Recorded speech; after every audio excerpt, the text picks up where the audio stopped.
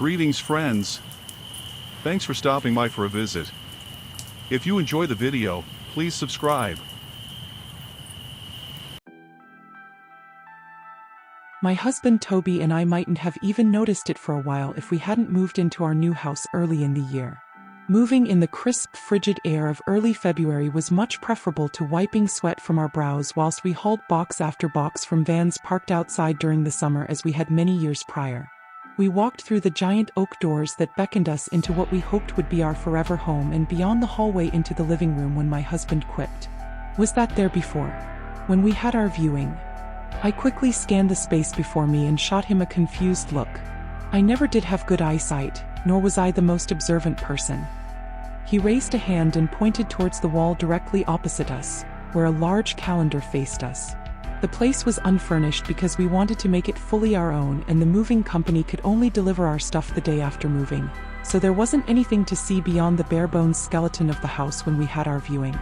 It did look out of place amongst the naked walls, but I still didn't take much note of it. For whatever reason though, my husband did and dropped the bag strapped along his shoulder to take a look. Again, it may have been my eyesight, but he seemed to spot the dark red circle around one of the dates from where we were originally standing. "Hey, what do you reckon that date is marked for?" he wondered out loud. I walked up beside him and took a look for myself. "I dunno. Maybe it's a birthday or something," I spoke, my tone indicating my tiredness and desire to just go to bed. "Yeah, maybe, but what's that doing here?" "It wasn't here for the viewing and some dude's birthday has nothing to do with us," Toby said, ever inquisitive. Overly so when I was already tired. He began to flick through the rest of the months and with a voice tinged with something beyond his usual excitement announced that 2 other dates had been circled in that same red font along with some writing neither of us had noticed to that point. He always did love a good mystery no matter how small. 3 dates were marked across the year and into the next. And the next. February 6th, June 19th, September 21st. "Don't go out," faintly written beneath each. Despite my reluctant intrigue and notice of his atypical demeanor, I told him that as much as I enjoyed diving into rabbit holes with him, I was too tired to play the guessing game that night and we promptly carried our suitcases and backpacks up to the master bedroom and got ready for bed. The next morning I woke up to Toby sitting on the couch from our old place the movers must have delivered and arranged as paid for whilst I was still asleep. He was facing the calendar and scrawling something onto a notepad. As my footsteps came within his earshot, he looked up at me and with that ever-comforting smile that never failed to reach his eyes welcomed me into our new living room. Only the basics of our old furniture were arranged and we still needed to organize a lot of the more aesthetic stuff ourselves, but it felt like home. After a brief conversation he got down to business. He had already exhausted his search for a connection between the 3 dates and was trying to find one himself. I'd lived with and loved my investigative Toby for many years, but I'd never seen him like this. It was obsession at first glance. As I have admitted, the entire thing stirred up a quietly ominous curiosity within me too.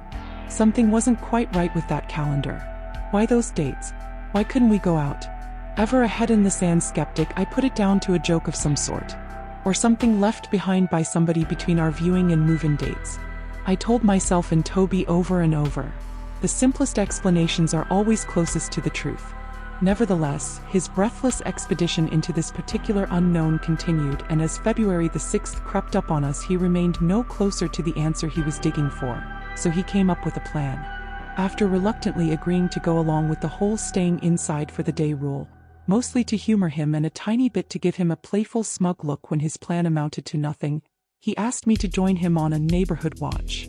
Essentially, he planned to sit by the large window overlooking the lawn and the row of houses across from us all day. He wanted to see if any of the neighbors, who after exchanging the usual pleasantries with once we had settled in, he quickly probed about the existence of their own odd calendars, to which they let him know that it came with the house and to kindly never mention this again, would go about their days regardless of what the strange calendar said. We turned the couch around and sat for hours, talking at first about the new house and the calendar. Wondering what it all meant and why every neighbor politely but sternly warned us to not talk about its existence. As the day went on and we grew bored of the guessing game and the silent street we looked out onto, we moved on to recalling the day we met and the many days we'd had together since. It became romantic, intimate, the two of us sitting there entangled in a conversation like that against a scene of life in a sleepy, peaceful suburb. But then Mr. Hudson from across the street went outside. He and his wife had been living in the neighborhood for quite some time, so we went over to introduce ourselves a few weeks prior. It all looked fine at first. We peered more intently through our blinds as he lit a cigarette and took a long, hard drag before obscuring his weathered face in the exhale of smoke that followed. And just as that cloud took his face out of our focus, he vanished. Dematerialized. The cigarette remained suspended, the faint daylight glow of the flame that lit it pulsating in an inconceivable fashion. It dwindled until nothing much remained beyond the filter, and as trivially as he had disappeared, Mr. Hudson was standing on his lawn again. Burnt-out cigarette clung between his fingers as if he had been there the entire time. Toby stared at me with an intense horror that my own eyes must have conveyed too, and neither of us spoke until Mr. Hudson had walked back into his and his wife's house. "Did I, just see that right?" he whispered, voice tainted with a deep unease. Unable to form any words, I only nodded in response as to say I had seen the same thing. We silently agreed to stop watching. Neither of us wanted to see any more of whatever this was. The rest of that day was spent quietly ruminating with shuttered blinds and a blanket of something profoundly wrong shrouding the house. After far too long, February the 7th finally unshackled us, and with much trepidation, we decided we needed to take the short walk across the street. We needed to talk to the Hudsons. Just as soon as the final echo of my knock rang out, Mrs. Hudson's kind old lady demeanor greeted us. But for the first time, that familiar smile didn't reach his eyes. "What a pleasant surprise. How can I help you boys?" she said, her face plastered with a smile that stretched a little too wide, and with Mr. Hudson greeting us with a wave from a few feet behind her. I let Toby lead the conversation. This was his mystery to solve in the first place after all, even if I had become wrapped up in it too. He hesitated before replying, "We're sorry to bother Mrs. Hudson, but did Mr. Hudson leave the house yesterday? We, are a little concerned about something we saw." She remained steadfast in maintaining her outward appearance, but something in her eyes stirred. Her reply was subtly tinted with fear. Subtly enough that neither of us would have caught it if not for the equally subtle change in her eyes. But still she replied, "My Bill? No, sweetie, I'm afraid you must be confused," before craning her head backwards and loudly asking, "Bill, will you turn the stove off, please? We don't want your favorite soup to burn, do we?" After which Mr. Hudson disappeared from the background of our view into the hallway. And in that sliver of opportunity she had conjured, she spoke to us with a tone of the utmost urgency. "The whispers'll get you. Leave before they do, or it'll be too late." Mr. Hudson reappeared faster than he should have and must have caught the dread-filled looks on our faces, because he asked if we were okay, if we wanted to come in for some soup. "It'll damn sure make you look better," he proclaimed. We declined, said goodbye as politely as we could manage, and struggled through unsteady legs to make the walk back across the street before closing and locking the front door. The next night, as we watched the house across from us once again, all of the lights behind the curtained windows shimmered on and off for untold minutes, before finally sputtering off and staying that way. We never saw Mrs. Hudson again. Our calls to the police after days of imitating the ill-fated neighborhood watch not long prior yielded no results. In fact, they reassured us after a visit that no Mrs. Hudson ever existed. William Hudson inherited the house from his father and never married. If we hadn't had each other and our collective experience to rely on, I don't believe either of us would have remained particularly convinced of our own sanity. We wanted to heed Mrs. Hudson's advice, but we had just bought the place. Still, we quietly searched for a new home. Neither of us wanted to be here for the next marked date. But then the whispers started. Only one of us heard them, and it wasn't me. I held Toby in my arms when he woke up screaming. I comforted him when he heard voices from within the walls. I put the house up for sale and began to pack our things when he stopped being able to function. All he could do was listen to the whispers. He said they beckoned him outside, told him something wonderful was waiting for him out there. And all he had to do? Unlock the front door and step outside to see it all for himself. Yesterday was June the 19th. Our second marked day together. I tried so hard to stop him, but he's always been the bigger one, the stronger one. He got past me anyway. I watched as he flickered out of this existence and into somewhere else. And I watched as he came back. I didn't see him come back into the house. As suddenly as he was outside, he was beside me. He smiled at me as if he hadn't seen me in many years.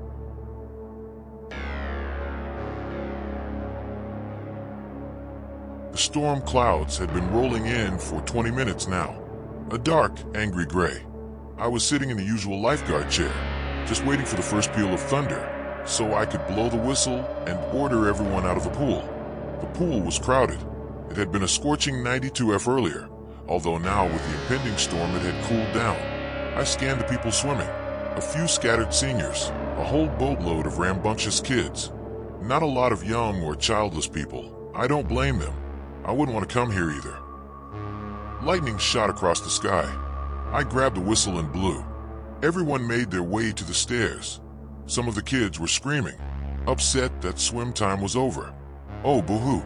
A saggy old man hefted himself out of the pool. A cute mom in a bikini ran past to chase her running toddler. The thunder rumbled in. I felt the first few drops of rain hit my shoulders. I checked the time, almost 4:30. We had to keep everyone out of the pool for 30 minutes whenever we saw lightning. As the pool cleared out, though, I noticed there was one person who wasn't moving towards the exit. They were way at the deep end of the pool, facing away from me. I think I could only see their head above the water, just a dark oval bobbing up and down on the surface. I grabbed my whistle and blew it again, angrily shrilly. The head didn't react, and then I felt bad. This person could be deaf or hearing impaired. I climbed down from my post and started walking towards the deep end of the pool. Everyone else was out of the pool now.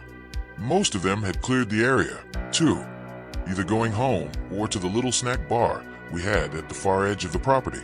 I stared at the head bobbing up and down, and a sick feeling took hold in my chest.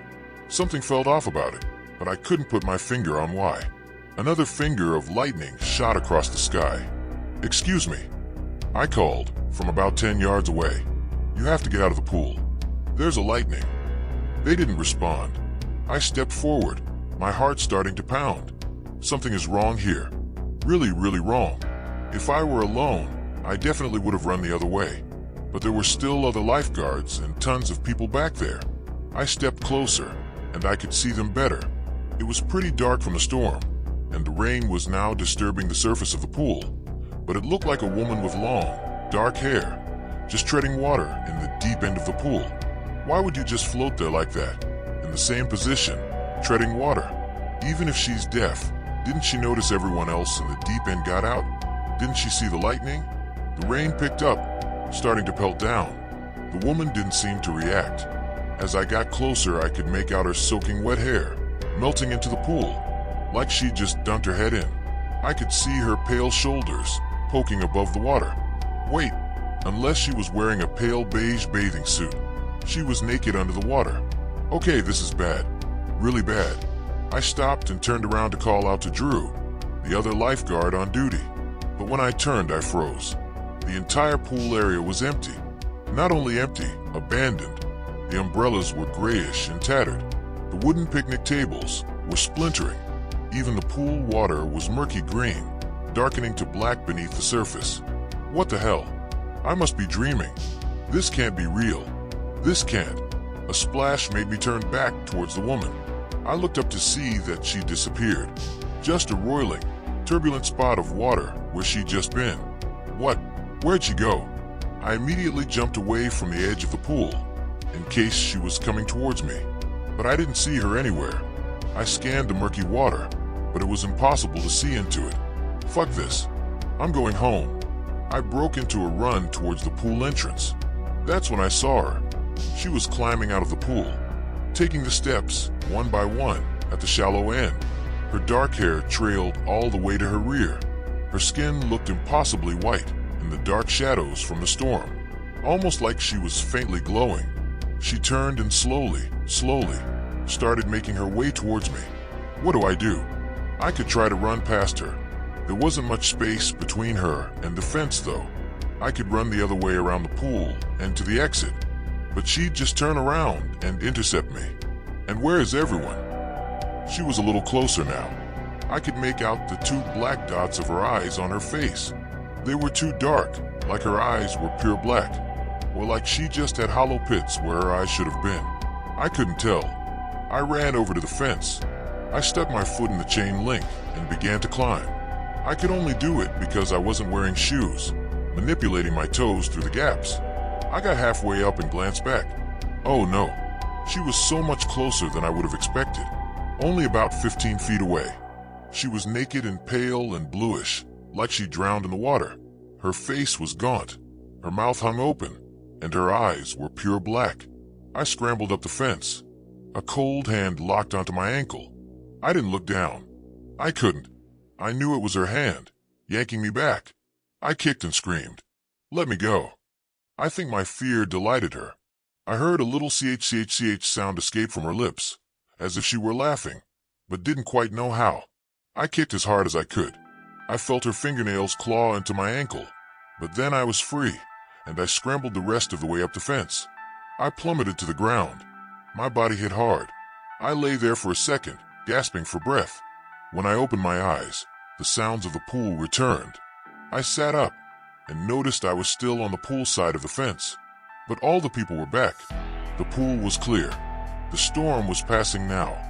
Warm sunlight starting to brighten the shadows. Hey man, you okay? I looked up to see Drew standing over me. What happened? I dunno. You don't remember? Did you knock yourself out or something? What time is it? I croaked. 5:23. It was about 4:30 when I blew the whistle. I lost an hour. Did you see her? I asked. Who? That weird woman in the deep end of the pool. She wasn't coming out when I blew the whistle. No, I don't think so. I went home rattled, but after dinner, I started to feel sick too. A slight fever, nauseous. I chalked it up to nerves, but it got worse and worse and worse, until I was crouched over the toilet, gagging and retching. I'd thrown up everything, and I was still retching, my entire body convulsing. Just when I thought I couldn't take it anymore, something shot out of my mouth and plopped into the toilet. A tangled clump of long, black hair.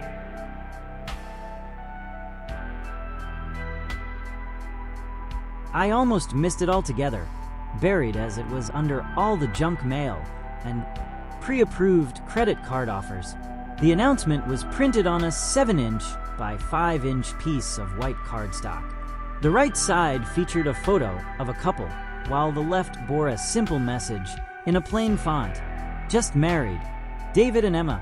June 6, Acadia. I read that strangely unceremonious message twice as I stood in front of my mailbox, trying to recall how I knew the couple. The only David I knew was my brother, who was not only single, but perhaps the most single man I've ever known. I looked over to the photo of the happy couple, and I'm not being hyperbolic when I say that my jaw dropped. The man in the picture was in fact my younger brother. He was strolling down the beach, hand in hand with a young woman, both of them caught mid-laugh. He gazed adoringly at the woman, at Emma, I guess, who was covering the top half of her face with her free hand. I thought it was strange that she'd be obscuring her own eyes in a wedding announcement photo, but the card itself was so strange that I didn't dwell on her pose. The announcement was either a prank, which would have been remarkably out of character for my humorless sibling, or David had subverted my every expectation and eloped. Once I got past the initial shock of the card, I went back inside, tossed the junk mail, and gave David a call. It was evening where he was, but not so late that he would have been asleep. He picked up after 6 rings. Well, mazel fucking tov, I told him, squinting down at the woman's face. Huh, who's the lucky gal? He paused, clearly trying to puzzle out my question, then, what the hell are you talking about, man? Okay, so it was a prank. If he had secretly gotten married and wanted to hide it from his family, then he wouldn't have mailed me an announcement. From the confusion in his voice, I figured he wasn't in on the joke. It sounded like one of his friends pulled one over on him. I explained the situation, then sent him a photo of the card. Instead of laughing it off like I expected, David got so quiet, I thought the call had dropped. He eventually said he had no idea who Emma was, nor who had sent me the card. Sure, some of his friends were pranksters, but how would any of them have gotten my address without David's knowledge? He said he'd ask his friends about it, and requested that I see who else had received the wedding announcements. Up until that point, I'd still thought of the card as a harmless joke, but the severity of David's reaction put me on edge. Maybe there actually was some woman in his life that, for whatever reason, he didn't want people knowing about. After the call, I texted my parents and a few of our family friends. One of my old neighbors had indeed received a card and seemed a little disappointed when I revealed it was only a prank. My parents checked their mailbox upon my request, and only then did they find the announcement. Thank God I called before they could discover it on their own. I genuinely think my mom would have had a heart attack. So far, those are the only 2 households that have received the cards, and I found it bizarre that David's friends knew either of those addresses. Before I fell asleep, I texted David my update. He said that he hadn't yet found the culprit and planned to continue his search in the morning. Again, I was somewhat perturbed by his seriousness. Was I missing something? I spent the next few hours trying to figure out who his bride could have been. In doing so, I quickly started to feel like every other woman on Earth was named Emma.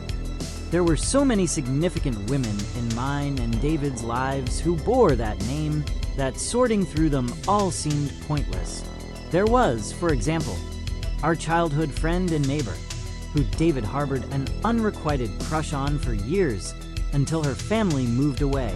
There had been a tragic incident at our high school in which an Emma in David's year fell headfirst behind some lockers, dying from positional asphyxia.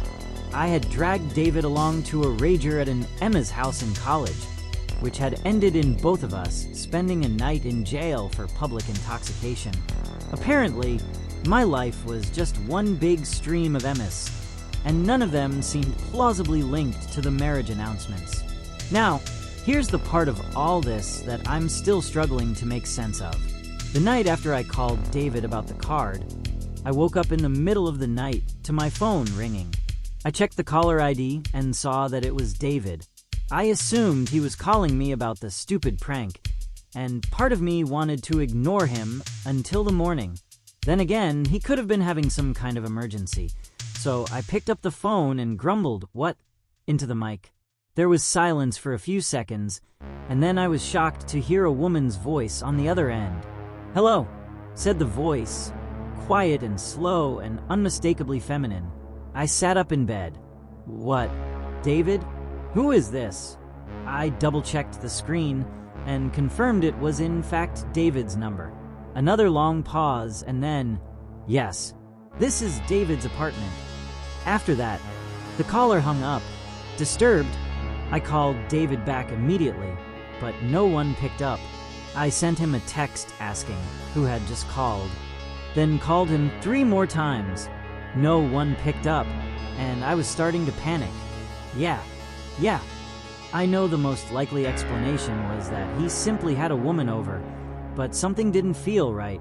I guess David's paranoia was rubbing off on me, because I was so weirded out that I actually phoned David's buddy Mike, who lived in his same apartment building, and made him do a wellness check for me. When Mike got to the apartment, my brother was asleep inside, perfectly safe and sound. He didn't have anyone over, and there were no signs that anyone had broken into his apartment or messed with his phone. And yet, I hadn't imagined the call, at least not entirely. According to the phone logs, there had definitely been an outbound call from David's phone to mine. He had no memory of calling, and even if David had a history of sleep talking, which he doesn't, the voice certainly didn't sound like a man impersonating a woman. I'm at a complete loss. I tried giving the card a more thorough look this morning, trying to see if I'd glossed over some clue. The longer I stared at the woman in the photo, the more creeped out I got. Why was she covering her eyes? If someone had gone through the trouble of creating fake couple photos, why not give Emma a more natural pose? Frankly, I could only look at the marriage announcement for a few seconds at a time before I had to put it down. Maybe that's why it took me so long to realize that the woman's mouth had been flipped upside down.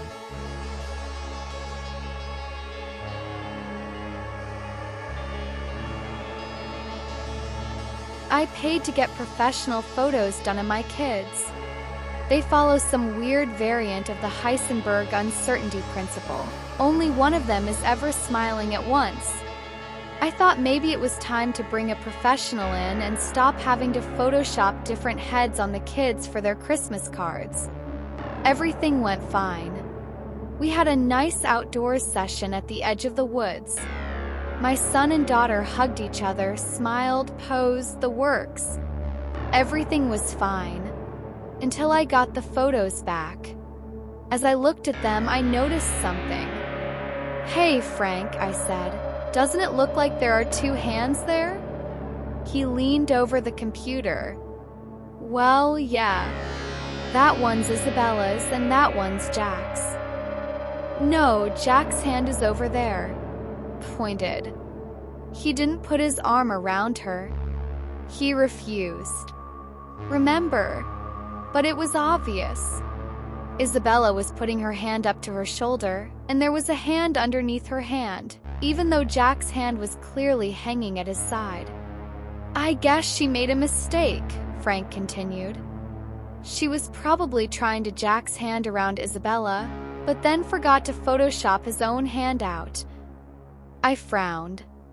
I wish she told us before she did that. It looks kind of weird.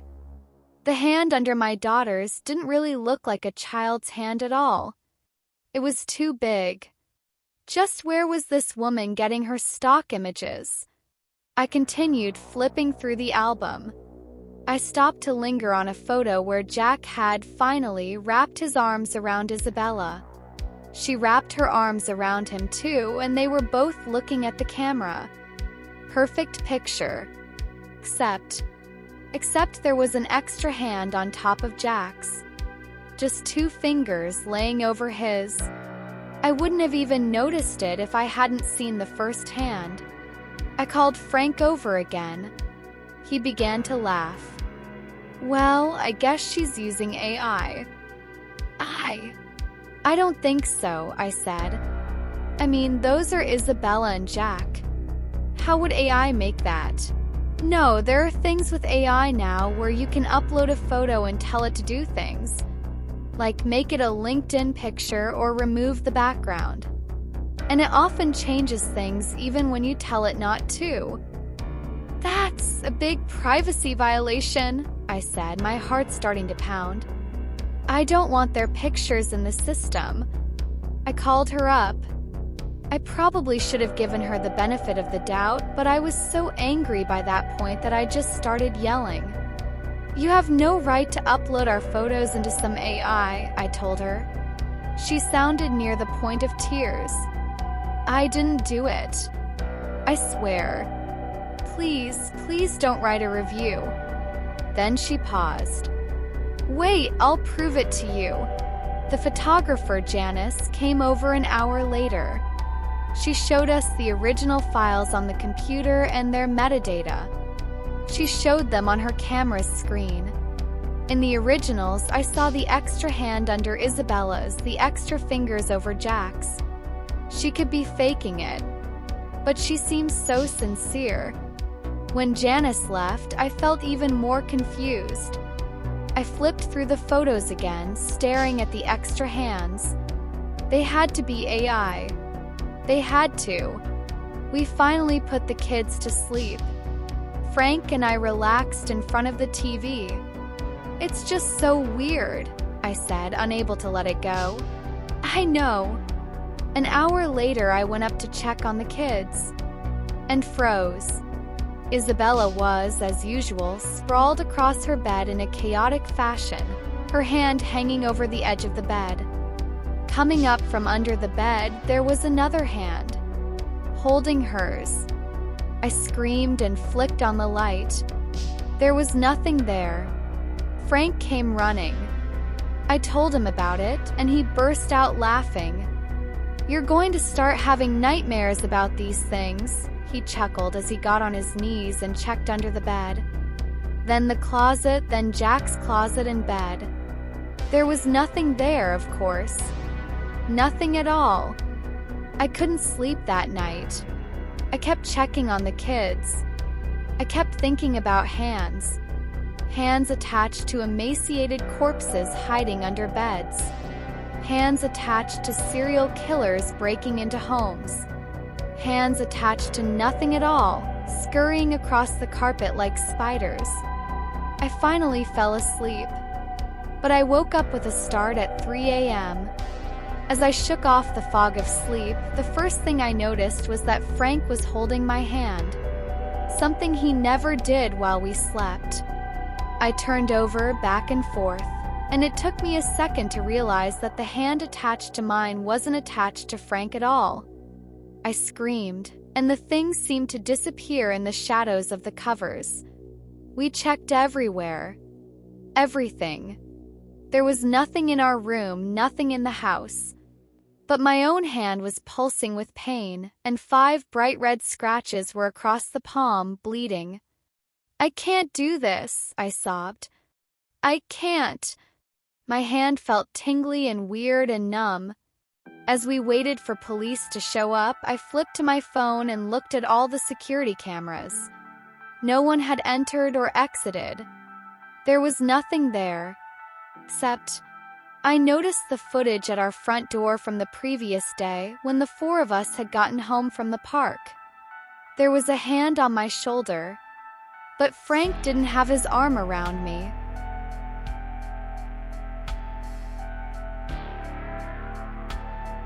My first memory is of a dead man. I'm 4. Rolls of morning fog swirl around me. I look up and there he is, strung by a dozen silver ropes between pine trees like a caught fly, dripping with blood. His expression is one of shock and horror, but mainly of death. Years later, when the memory surfaces without any reason, I ask my grandmother about it. Sometimes the forest gives, she says with a shrug, and sometimes it eats.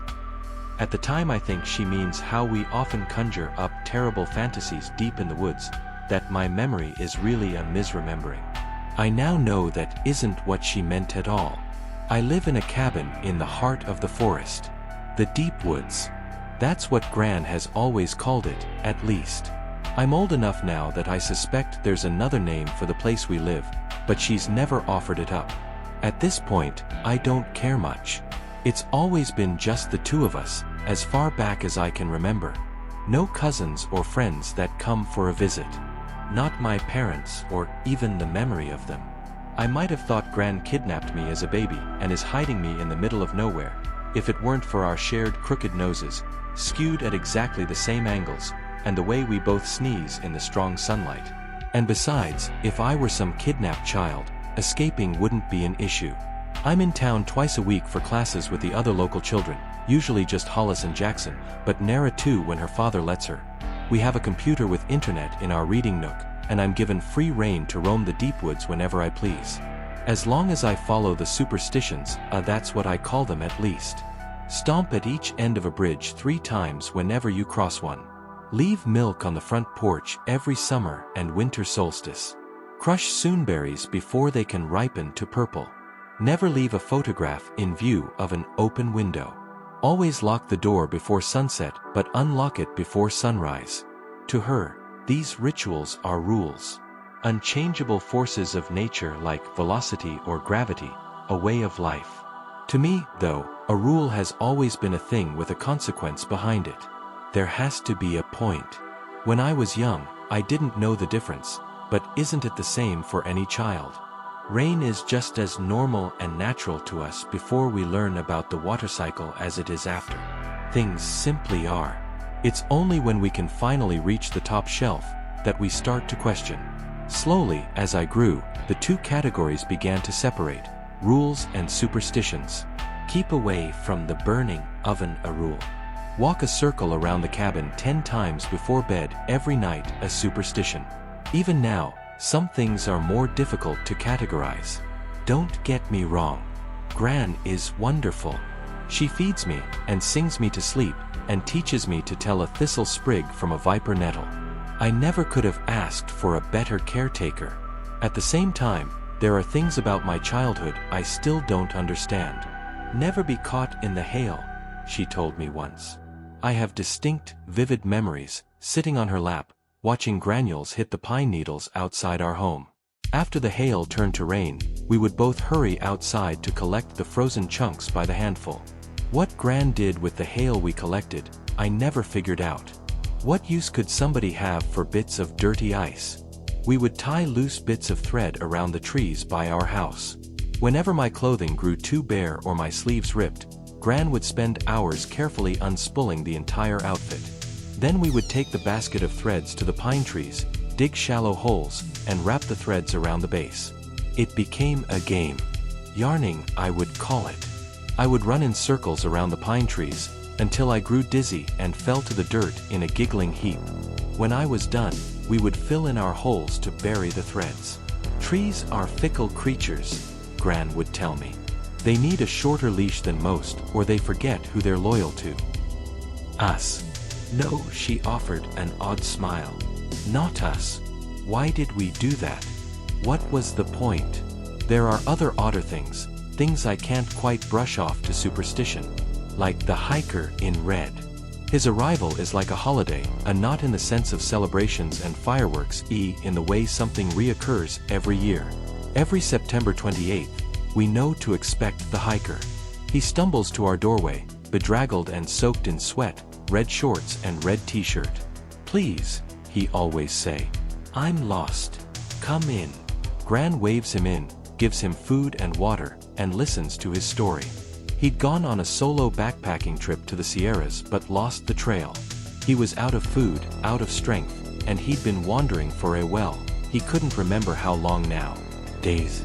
A week. Where is he now? This is the Deatonwoods, and town is that way. Gran will point him towards the village. Eventually, he wanders off in that direction, seemingly to go find more help, but every year, he's back. What do you do? I finally asked him one year. Gran was out back fetching water where she couldn't hear us. She didn't like me prying too much into the hiker in red. Pardon?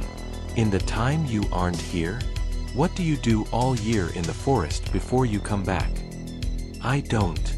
I'm not. His head jerked then. His eyes blinked rapidly, like a computer stuttering to restart.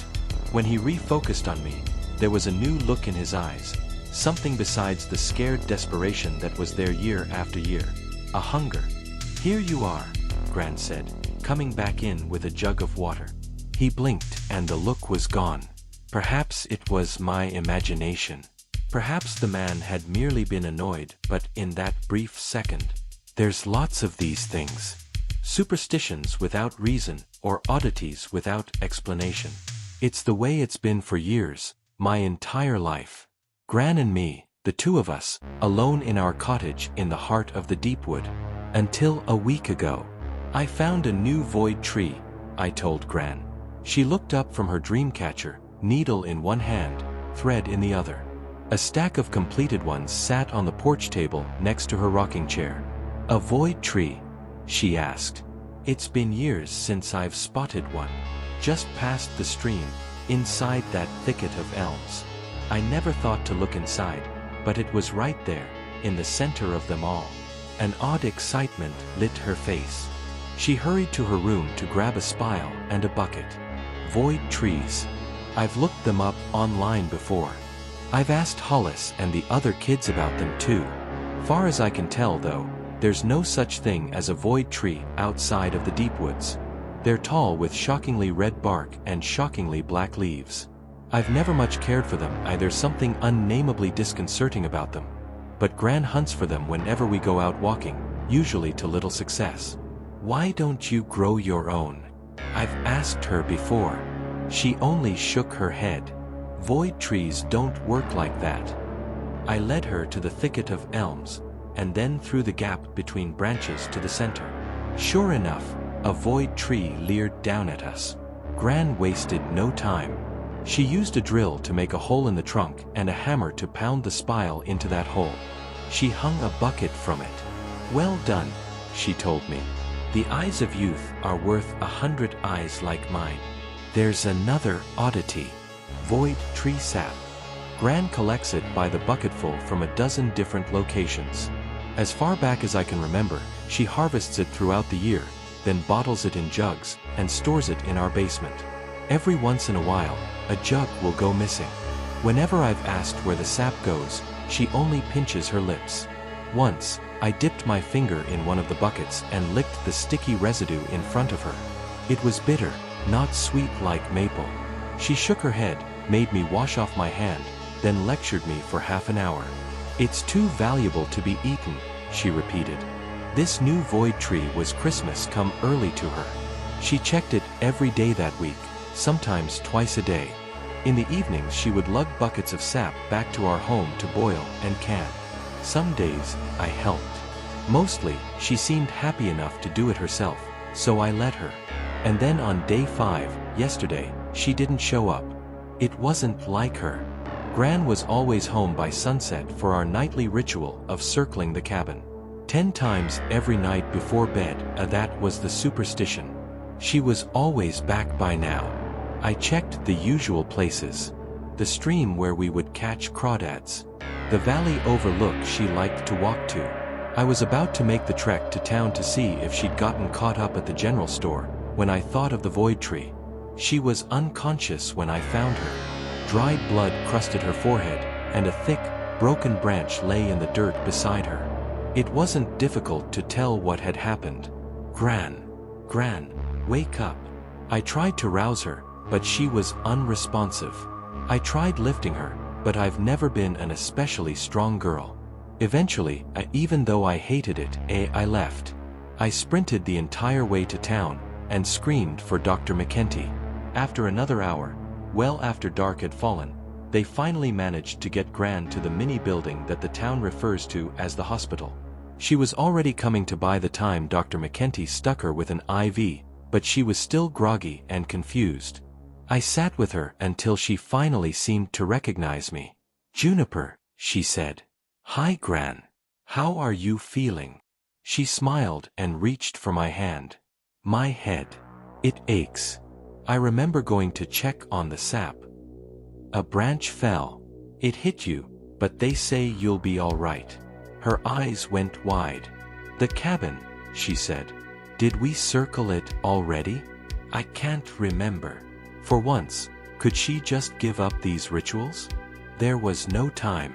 "You got hurt. We had to bring you here. Is it dark already?" She looked wildly for a window.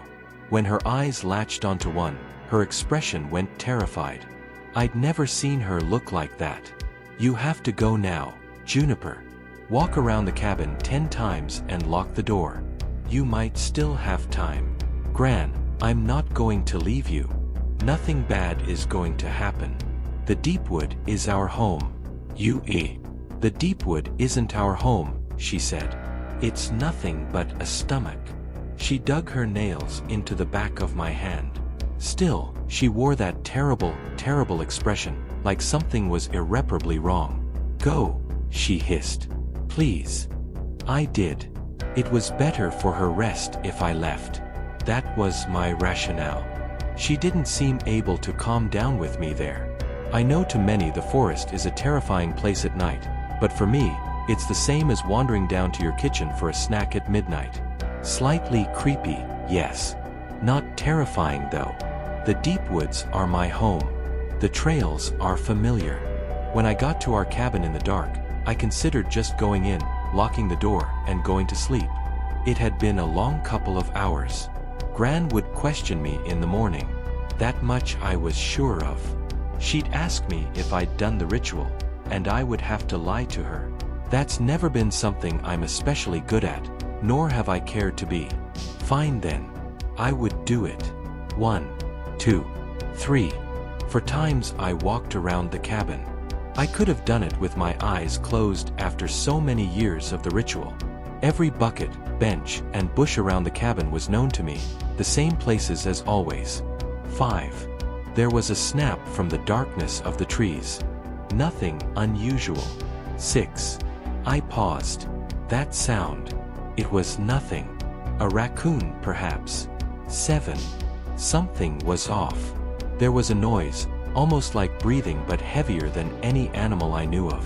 I could feel it now. Whenever I passed by the front door, something was watching me from the foliage. Hello. I called out. Nothing. 8. I hurried faster. My walk turned into a run, but still I didn't risk turning on a flashlight.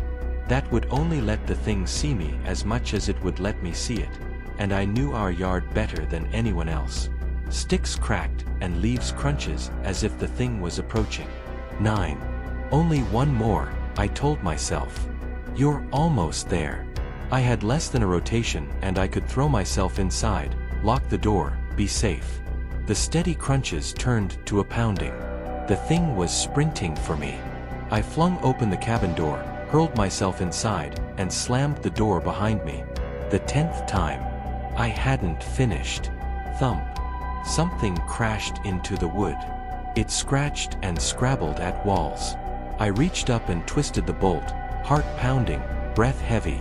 The back door. Had I locked it earlier? For precious seconds, I couldn't move. What was happening? What was trying to get inside?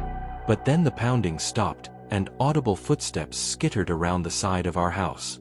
I sprung up, threw myself at the back door, and slammed it locked just as the thing reached it. More scratching. More pounding. I'm sorry, I whispered even though Gran couldn't hear me. I should have believed you. The frantic noises grew louder. The thing wanted in. It wanted me. The wood creaked. The hinges shuttered. The door was going to give in, and this creature was going to crack. Silence. After the single echoing snap, the noises stopped. The thing went totally quiet. I waited for another half an hour, back against the door, knowing it would come back, but it never did. Eventually, I drifted off. In the morning, my eyes flitted open just before dawn. I would have stayed there in our cabin, eating our food storage until it ran out, if it meant I didn't have to ever go outside again. In the end though, it was Gran's other superstition or rules now. That made me do it. Lock the door before sunset and unlock it before sunrise. I wouldn't risk disobeying one of them again. From the front of the house, the deep wood seemed normal as always. Birds chirped overhead. But then I traveled to the back, the side the thing had been on when it went quiet. His expression was one of shock and horror, but mainly of death. The hiker in red was slung up between 4 or 5 trees, held up by dozens of assorted threads and bits of yarn. They didn't wrap around him like one might expect. They shot through him at every angle. One purple thread passed directly through his forehead. A single bead of blood had dried there. I could remember it.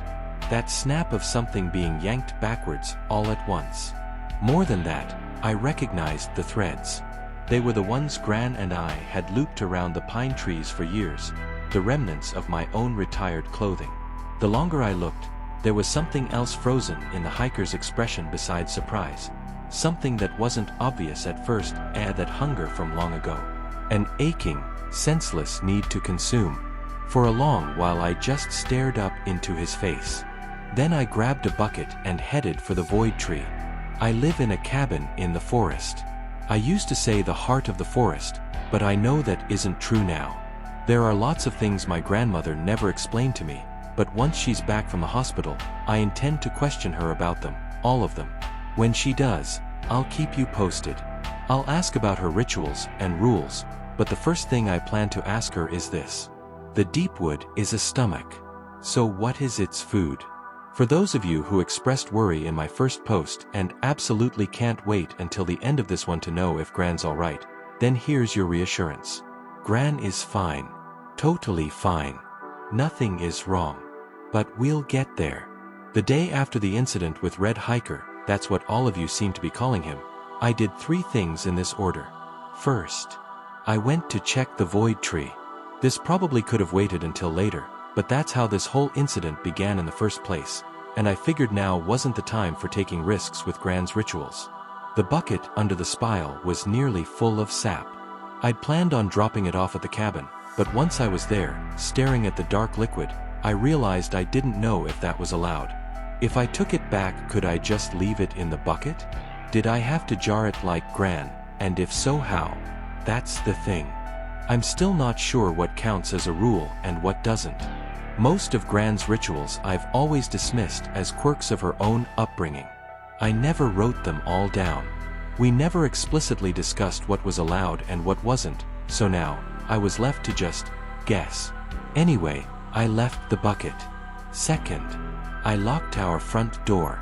Sure, Gran always makes sure we unlock it before sunrise, but I did do that. She's never said anything about relocking it, and you can bet I wasn't leaving such easy access into the cabin when the red hiker was still hanging there between the trees. Except, of course, he was gone by the time I came back from the void tree. Delightful. Third, I went to check on Gran. Dr. McKenty was gone when I got there. That might sound surprising to you, especially if you've ever been to one of the massive hospitals I've seen on TV with nurses and waiting rooms, but our town doesn't have those.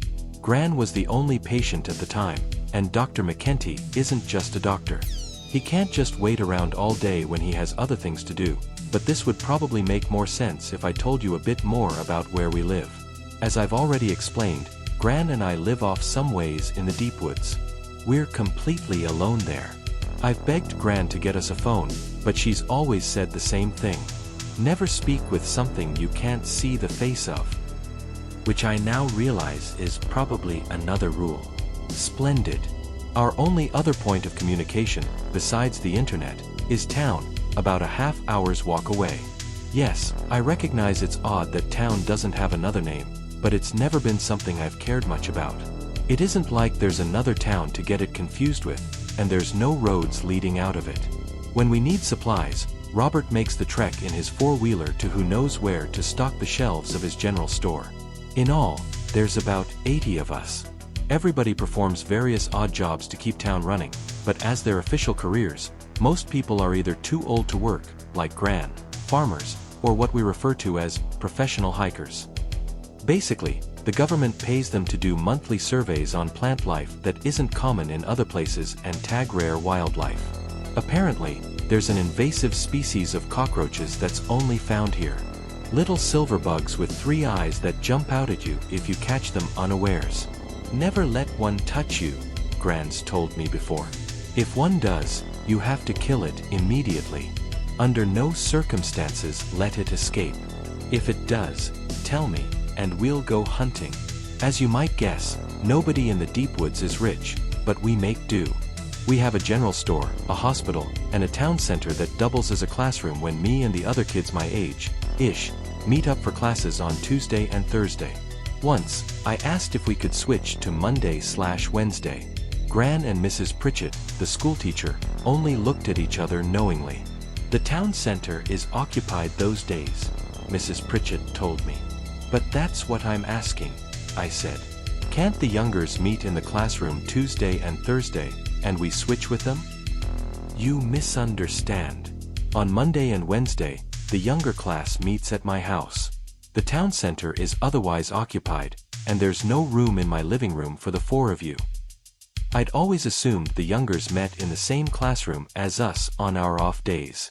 I knew for a fact nobody else had the town center booked those days. I checked the schedule before I approached Mrs. Pritchett about the switch. Who was using it? There's 3 other teenagers in class besides me. The closest in age, and probably my best friend, is a girl named Hollis, whose mom is one of those professional hikers, but I'm getting off topic. That's town. And when I went to visit Gran, McKenty was off attending to some other chore like everybody here has a million of. She was asleep at first. I couldn't tell if it was normal sleep or something worse, so I shook her arm. Gran, I whispered. It's me, Juniper. How are you feeling? She didn't respond. Her IV was still in. Everything seemed fine with her monitors, but she wouldn't wake up. I shook harder. Gran, the hiker in red is dead. Juniper. I breathed out. This was the part where I was supposed to hug her. I was supposed to take her hand and tell her she would be all right, that everything was all right, and I was happy to see her, and what did she need? Could I help her with anything while she felt so frail? Instead, I glared at her. What haven't you been telling me? She reached for my hand, but I jerked it back. No, Gran. You've been hiding things from me for years and years. Who is the hiker in red really, and why did he attack me last night? Why do we tie strings around the trees? Why do you bury our old light bulbs in the yard instead of throwing them out? What is the void sap for? Her eyes went wide as if remembering something. The cabin. Last night. Did you walk 10 times around it? Yes, I snapped. Well, not exactly, but I'm fine, I think. Gran, I just want to know what's going on. She stared at me with her ancient blue eyes. This time, when she reached for my hand, I let her. She squeezed, then sighed and looked away. You couldn't find out, she said. It's worse when you know. I believe you, I said, about all of it. But I can't believe what you won't tell me. She nodded once, and when she opened her mouth, I could tell it was to start explaining. The truth was finally coming. Her eyes unfocused. Wait, I said. Come back to me. They snapped back open, but she was still tired, drifting off. I'm not quite. I don't feel. Not now. She couldn't be drifting away now when I was this close. I know it was wrong, but I pinched her cheek. Hard. She jerked back to awareness. Take a jug of sap, she told me. The old well near the willow tree. There's a nest of poppies just at its base. Feed them the sap. Do it tonight, tomorrow at the latest. Why? What for? But her eyes were getting dim again. I called her name over and over, but eventually they slid closed and wouldn't open. Gran, please, wake up. She's not going to, said a voice at the door. Dr. McKenty stood there, arms folded and lips pressed tight. I need to talk with her, I said frantically. You're not going to be able. Of course, I will. I just was. His brow furrows. That can't be right. Juniper, your grandmother is experiencing internal bleeding in the brain. She was in a temporary coma, he explained to me. Maybe just for a day or two, maybe longer, but there was no way she could have woken up. It didn't matter how much I tried to explain she'd just done that very thing. He wouldn't believe me. I stayed there all day. The only thing that convinced me to go home was the eventual dimming of the sun. I needed to circle the cabin tonight before it got dark. That was one ritual I'd never fail to do again, but what did that mean exactly? Did I have to do it even if I was far away? Could I never move away from the deep woods? I'd never really considered doing so, but now. The way home always takes longer than the way to town. The way there, you can go straight. On the way back you're supposed to pass by each of the 3 unmarked gravestones, kneel before each one, and kiss the stone before proceeding onward. I did that tonight. I just did it running. The sun was nearly set by the time I reached our cottage. Once again, I performed the ritual at a jog. 1, 3, 7, 10 times around the cabin. Inside, I collapsed against the door. I waited there. I stayed against it for nearly an hour before I was sure nothing was coming. I'd done things the right way, hadn't I? It was fine. Things would be fine tonight. I went to bed. Gran often has a hard time sleeping. As long as I've known her, she tosses and turns like a fish, which is why we stopped sharing a bed as soon as I learned enough words to ask for my own one. When it gets truly bad, she gets up, paces our one-room cabin, and takes a seat in the rocking chair. That wakes me usually, hearing her rocking there in the darkness. I don't mind.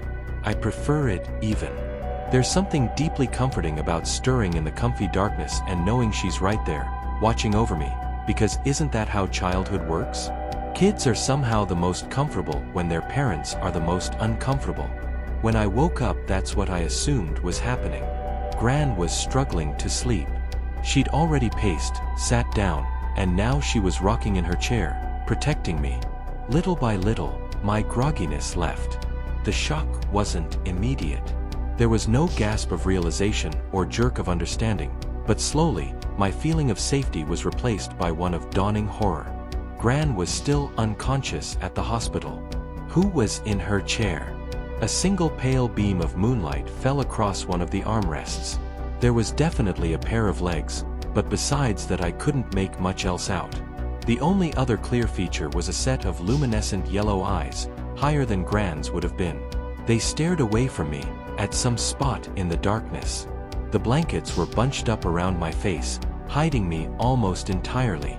Was it possible the thing in the chair didn't know I was here? I didn't breathe. I didn't move. For an eternity, hours it seemed, but possibly minutes, we stayed like that. The thing in the chair staring into the distance, me staring at it. It rocked back and forth. I whimpered. The sound was so unexpected I didn't realize it had come for me, but immediately, the two yellow eyes snapped in my direction. Stay still. Don't move. Let it forget. The thing stood up. It strolled towards me. When it reached me, it rested one hand over the blanket on my shoulder and leaned down. The pale yellow eyes stared into my own, and bits of wet hair, I don't know what, brushed against my face. Like strands of hair after a shower, or the end of a scarf dripping from recent rain. I expected to inhale sour breath, but it didn't seem to be breathing at all. It pulled back. The creature strolled away, until it stood next to the front door. Then it stared at me. Waiting. Waiting. At first, I couldn't muster the courage. Finally, I pulled the sheets back, crept towards the thing without ever looking at it directly, and unlocked the front door, the door I'd left locked the entire day. The thing twisted the doorknob and strolled out into the forest, never once looking back. I followed Gran's instructions first thing in the morning. I took an old jug of void sap from our cellar and made my way to the old well. Nothing happened, I tried to tell myself. You dreamed it all. You slept through the entire night. Except, of course, I hadn't. The thing had been real. Very much so. An actual person, or entity, or whatever it was called, had been in Gran's rocking chair, most likely because I'd left it locked inside all day. Unlock the door before sunrise, that was the rule, but it seemed I should have left it unlocked. And another thought. If it had sounded just like Gran, then who was the one usually in that chair? Was it Gran like I always assumed, or for my entire life, had that thing taken the occasional turn? I was still so shaken by the time I got to the well, I nearly dumped the entire jug in. I caught myself. Gran had said to pour it into the poppies at its base, not the actual well. It's odd. You'd think with all my grandma's rules and superstitions, at least one of them would be centered around a creepy old well. None of them were though. Don't climb on it, she told me when I was a little girl, but that was for my safety, not some ritual. An odd vertigo filled me. I set the jar on the ledge to steady myself. When I was younger, Gran would buy herself the occasional box of ginger snaps from the general store, not to share with me, just for herself. Sometimes, I'd discover them around the cabin, but most times, I'd only find an empty box.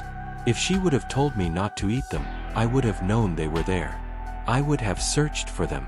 Instead, she told me nothing at all, simply pretended like they didn't exist. The best way to hide her ginger snaps was simply to never talk about them. I couldn't remember her ever talking about the well either. The poppies were just where she said, radiant orange and in full bloom. They formed a perfect circle.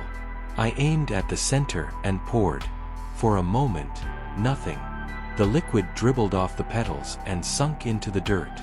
That was the point of these rules after all, for nothing to happen. Even after last night, I didn't expect it to. The dirt inside the poppies shifted, gurgled like water, fell away. A circular mouth opened up on the forest floor. I kept pouring. A black tongue snaked up from the mouth in the dirt and lapped at the stream of void sap. Double rows of sharpened, carnivorous teeth glistened from the liquid. When I was finished, the tongue patted around in the moist dirt. It retracted, and the mouth closed. The soil and poppies shifted back in place like nothing had happened. It took me an entire minute of gaping before I could bring myself to cap the jug. What are the mouths? I rehearsed on my way to town. I'm not leaving until you tell me. I have a right to know. I demand for you to explain. The entire walk I practiced what to say and how to say it. I even invented some threats and blackmail, though let's be honest, I was never going to threaten Gran. I needed her to explain, but I didn't hate her. Not really. She was still my family. I still loved her. When I got to the hospital, I marched right inside and to her room. Gran, I began. Dr. McKenty was leaning over her, pulling a white cloth over her face. He looked up at me. I'm sorry, Juniper, he said. She's gone. I sobbed. There's no shame in admitting that. Gran was the only family I had. She raised me my entire life, from infancy to now. She took me on prairie walks and showed me how to catch crawdads and sang nursery rhymes with me in the meadows. Gran was my entire life. She was gone. Dr. McKenty was good to me after that. He took me back to his home and forced me to eat. His wife held my hand for hours and hours as I sobbed, then sniffled, then stared blankly at the wall. It didn't seem real. It couldn't be real. Here, Mrs. McKenty said, pulling me towards a bed. What? I asked. You can sleep here tonight. I let her guide me and sit me down. She pulled back the covers for me to climb in and, I can't, I said. It was nearly dark. Even though I was grieving, I could still make out the time of day. Don't be ridiculous, she said. Of course you can stay. I can't, I repeated, and before she could protest, before she could say another word, I bolted from their home. I had to get back. I had to do the ritual. I didn't bother passing the unmarked gravestones. There was no time, and better to stop the devil you know will kill you than the one you don't. How much time did I have before the light was gone completely? I hadn't even looked at a clock before I left. The cabin came into view. I flung myself at it. I hadn't even completed the first rotation when a shape emerged from the front entryway and screeched. Junebug, you startled me. Gran clutched her chest, pressed against the doorway. What took you so long? Come in, come in. Dinner's ready. I didn't move. Juniper, she asked. Her face said the face I'd looked at every day for 17 years, a mask of concern. What's wrong? It's time to come in. The cabin, I choked out. We haven't walked around it. She pressed her hand to her forehead. Silly me. It slipped my mind. She took my arm, and we began the first rotation. I live with my grandmother in a cabin in the deep wood forest. We've lived here my entire life, her and me. That's the way it's always been and how it always will be. It's worse when you know. That's what Gran told me. The things going on in the woods get worse when you know about them, and I've already seen that's true in the last few days. More and more is happening, and eventually, I'm going to slip up beyond repair. So I don't know. Gran never got hit in the head by a branch. She was never in the hospital, and the thing I now live with is her. Gran is fine. Totally fine.